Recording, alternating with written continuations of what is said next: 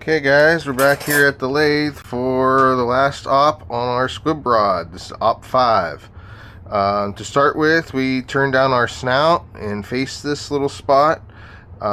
We did our chamfers here, or cut our groove. We drilled and reamed the hole. We turned down the ends of our, we faced off the ends of our 5/16 rod and installed it in the knob.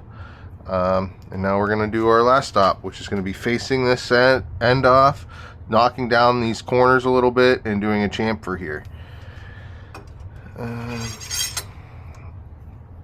Speeds, we're going to be running at 650 RPM on the lathe.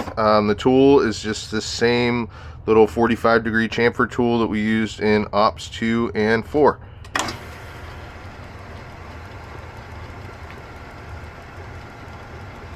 Come in, we'll do a very light facing cut here on the face of this, just to clean it up, make it look nice.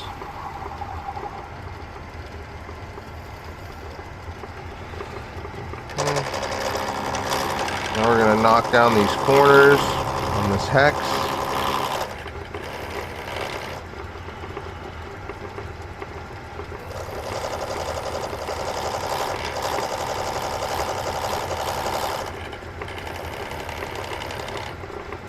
Do our chamfer here on the end.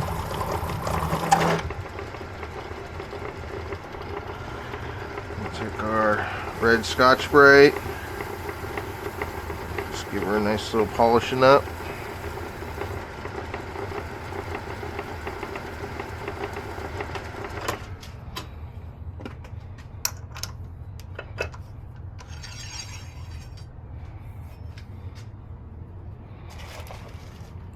Take our O-ring,